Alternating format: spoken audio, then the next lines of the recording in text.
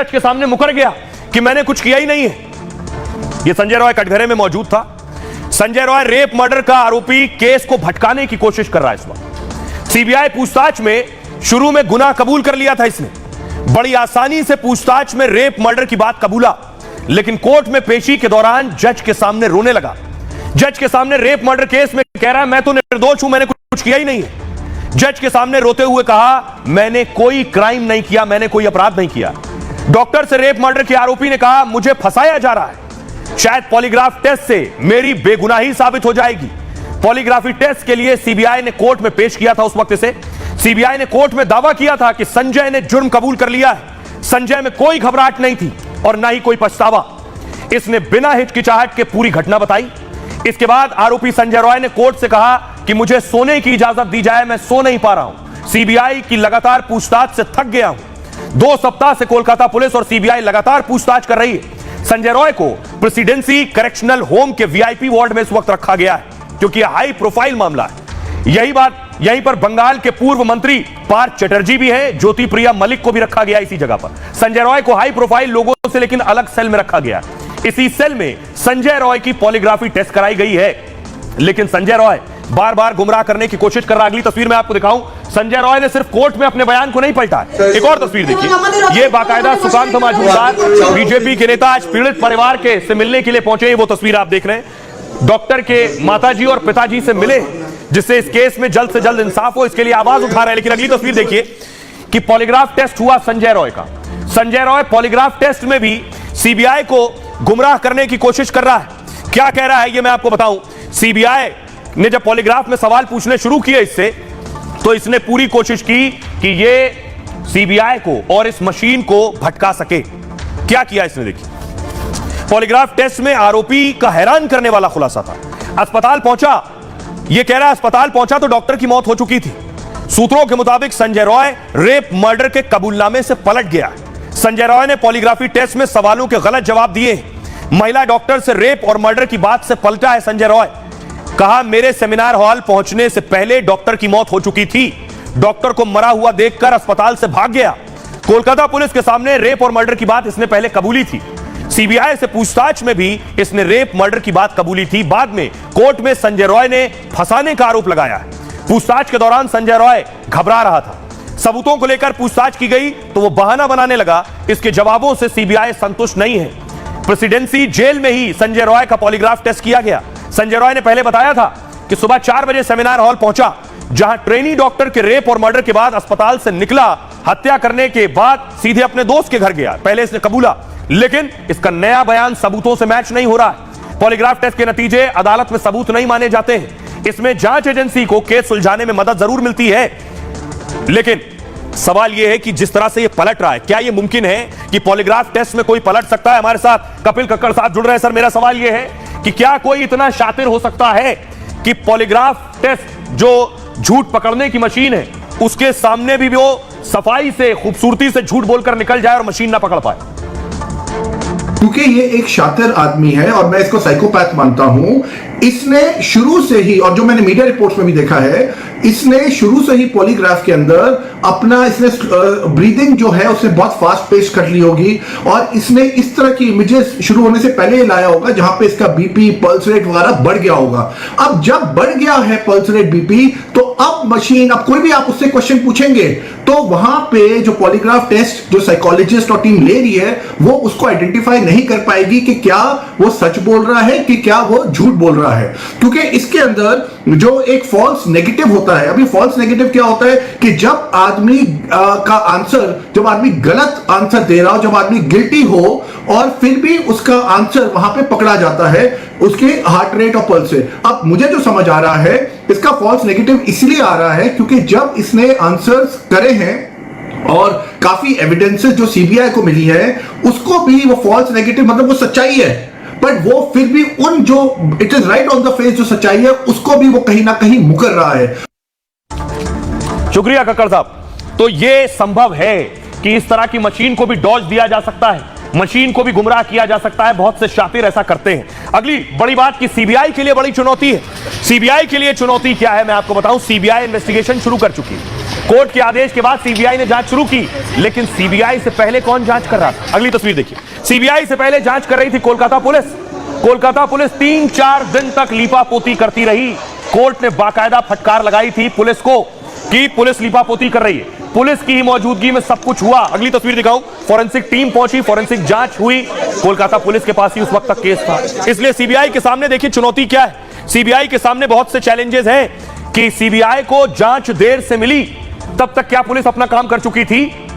CBI के officers पूरी कोशिश कर रहे थे, सारे सबूत जुटा रहे थे। 18 दिन बाद भी कोलकाता केस की गुत्थी उलझी हुई।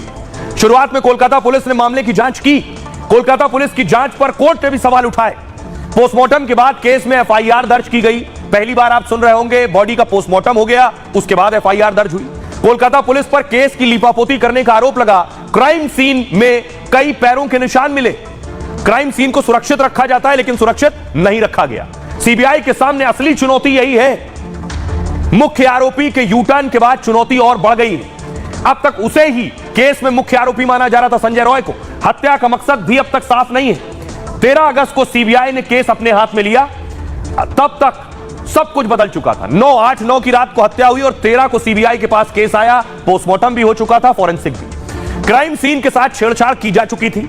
9 अगस्त के दिन क्राइम सीन का वीडियो सामने आया, जहां क्राइम सीन पर लोगों की भारी भीड़ दिख रही थी। मैंने तस्वीर भी आपको दिखाई। क्राइम सीन पर पुलिस के साथ अस्पताल के अधिकारी और कर्मचारी मौजूद थे। पहले अस्पताल की तरफ सुसाइड केस बताने की कोशिश की गई। डॉक्टर का पोस्टमार्टम कोलकाता पुलिस की जांच के दौरान हुआ। क्राइम सीन की फॉरेंसिक जांच कोलकाता पुलिस के सामने हुआ। अब सीबीआई के पास सबूत वही हैं जो कोलकाता पुलिस ने जुटाए थे। कोलकाता पुलिस अस्पताल प्रबंधन को कोर्ट से फटकार लग चुकी है और सेमिनार हॉल के ठीक बगल वाले कमरे में तोड़फोड़ भी हुई। आखिर रेप मर्डर के बाद ऐसा करवाने की वजह क्या थी? इन सारी वजहों से सीबीआई के सामने मुश्किलें और ज्यादा बढ़ गई हैं। अब हमारे साथ खास एक्सपर्ट सीबीआई के एक्स डायरेक्टर जुड़ रहे हैं हमारे साथ, मिस्टर ML शर्मा साहब। शर्मा जी, मेरा सवाल यह है, हमने सुशांत सिंह राजपूत के मामले में देखा कि लंबी इन्वेस्टिगेशन पुलिस करती रही, वहां भी पुलिस लीपापोती करती रही, फिर सीबीआई ने इन्वेस्टिगेशन शुरू किया तो सीबीआई के पास बहुत कुछ नहीं था। क्या यह मामला भी वैसा ही लग रहा है कि पुलिस सारा खेल कर चुकी थी, जब सीबीआई को मिला तो अब सीबीआई के पास वही सबूत हैं जो कोलकाता पुलिस ने जुटाए थे? हर केस अलग अलग होता है। कुछ केस बहुत मुश्किल होते हैं और कुछ केस इतने मुश्किल नहीं होते हैं। जहाँ तक कलकत्ता रेप और मर्डर केस का सवाल है, इसमें कलकत्ता पुलिस ने पहले ही एक आदमी को गिरफ्तार कर लिया है कि क्या वो इस केस में इन्वॉल्व है या नहीं है, और यदि इन्वॉल्व है तो क्या वो अकेला इन्वॉल्व है या उसके कोई साथ और भी दूसरे हैं। ये इस केस का जो सबसे अच्छा सॉल्यूशन है वो डीएनए फिंगरप्रिंटिंग के द्वारा है। विक्टिम के वेजिनल स्वैब्स का अगर डीएनए एनालिसिस कराया जाए तो पता चल जाएगा कि जो आदमी कलकत्ता पुलिस ने पकड़ा और जो अब सीबीआई में कस्टडी में है, उसका डीएनए मैच करता है या नहीं मैच करता है। अगर ये मैच करता है तो वही वास्तव में सही क्रिमिनल है। और मान लो उसके अलावा और भी कोई डीएनए मिलते हैं वेजिनल स्वैब्स में, तो फिर सीबीआई को और लोगों की भी तलाश करनी पड़ेगी। मुश्किल तब होगी अगर जो गिरफ्तार व्यक्ति है उसका डीएनए मेल नहीं खाता है, फिर उसको ये माना जाएगा कि उसकी गिरफ्तारी गलत है और नए सिरे से तफ्तीश शुरू करनी होगी। शुक्रिया शर्मा जी इस तमाम बातचीत के लिए।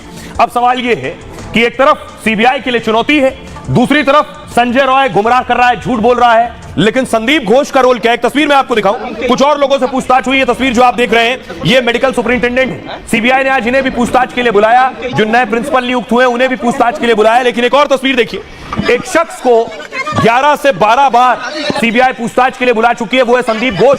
संदीप घोष ने ऐसा क्या किया है? सीबीआई बार बार पूछताछ के लिए बुला रही है और आज खबर यह है कि संदीप घोष का पॉलीग्राफ टेस्ट भी हुआ है दोबारा। আপনার বক্তব্যে কি সন্তুষ্ট নয় সিবিআই?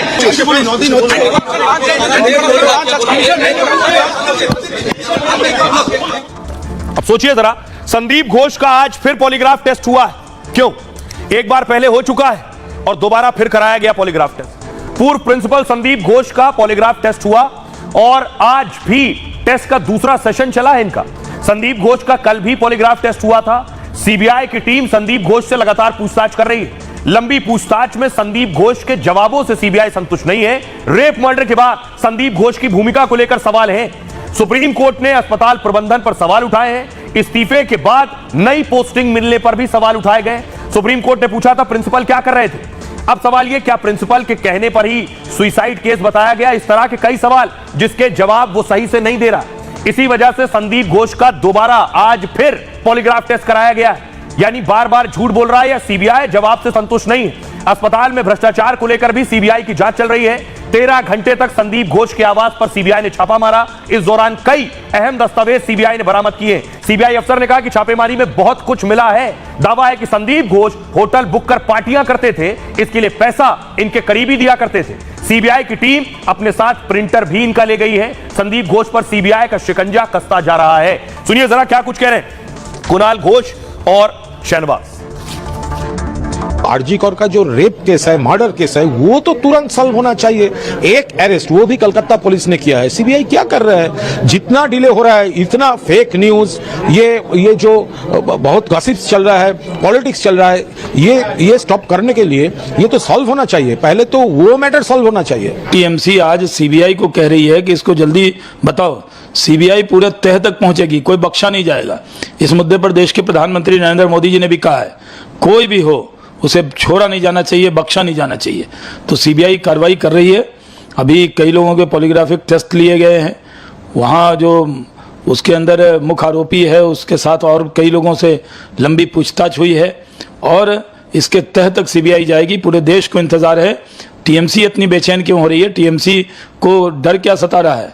टीएमसी को लग रहा है जल्दी जल्दी कर दिया जाए ताकि उनकी तह न खुले,